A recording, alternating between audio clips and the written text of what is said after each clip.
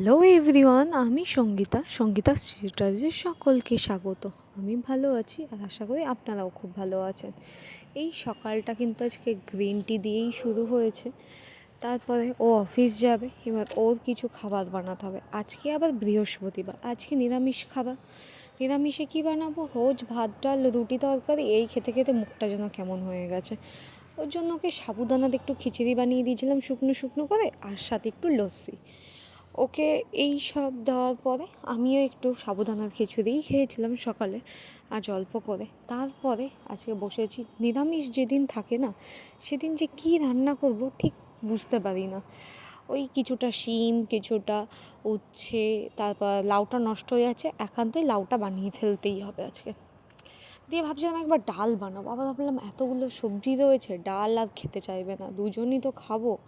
তাই জন্য আবার শিমটাকে কাটলাম, এদিকে উচ্ছে ভাজা খেতে ইচ্ছা করছে, আবার শিম সেদ্ধও খেতে ইচ্ছা করছে। আবার ভাবছিলাম একটু শিম পাতুরি বানাবো, তো ভাবলাম আজকে থাক, শিম পাতুরিটা থাক, ওর থেকে একটু উচ্ছে ভাজি করা করে আর একটু লাউয়ের তরকারি করি হালকা করে। এমনি ওয়েদার এখন গরম, সব জায়গায় কম বেশি গরম পড়ছে, ওর জন্য আমিও এই সবজি কাটতে বসেছি। সত্যি কথা বলতে গেলে না, নিরামিষের দিন খুব ঝামেলা লাগে, কী বানাবো বুঝে উঠতে পারি না। আর ওই একটু কড়া করে উচ্ছেগুলো ভেজে নিয়েছি, আর এদিকে লাউয়ের তরকারিটা কিন্তু বেশি বসিয়ে দিয়েছি।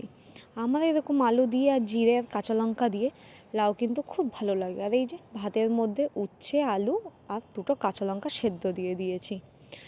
আর তারপরে ওই একটু খাওয়ার পরে কিছু ফল ধুতে হবে, তো বেদানাটা এদিকে আমি ছাড়িয়েছি, এদিকে ধনিয়া পাতাটা নষ্ট হয়ে যাচ্ছে সেগুলো। আবার উঠে আবার দেখতে হচ্ছে যে তরকারিটা কত দূর। হ্যাঁ, তরকারি হয়ে গেছে, ধনিয়া পাতা দিয়ে নামিয়ে নিয়েছি। খুব সিম্পল কিন্তু খুব ভালো লাগে। এই সাথে একটু কিছু আঙুর ফল ছিল ফ্রিজে, সেগুলোও ধুয়ে নিয়েছি, একটু মটরশুঁটি বাদ করেছি। আর এইটা দিয়ে কী হবে বলুন তো, এটা হচ্ছে আমার সন্ধ্যার খাবারও রেডি করব।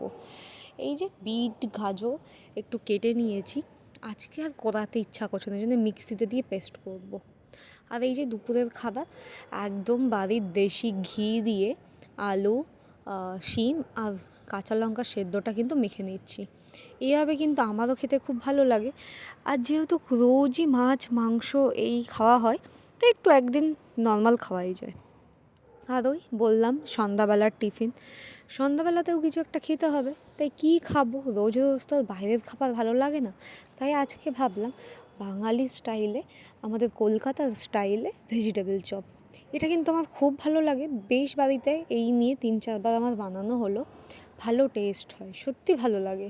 ছোটোবেলায় কিন্তু আমি এগুলো পছন্দ করতাম না, এখন কিন্তু এটা আমার খুব ভালো লাগে। কিছু কিছু জিনিস আমার না চেঞ্জ হয়েছে, ছোটোবেলায় যেগুলো আমি পছন্দ করতাম না, বড় হয়ে সেটা ভালোবাসি। আর বড় হয়ে এখন যেটা আমি অনেক বেশি পছন্দ করি, ছোটোবেলায় সেটা আগে পছন্দ করতাম না। আর এইটা কিন্তু স্পেশাল মশলা, এই মশলাটা না দিলে কিন্তু ভেজিটেবল চপে টেস্ট হবে না।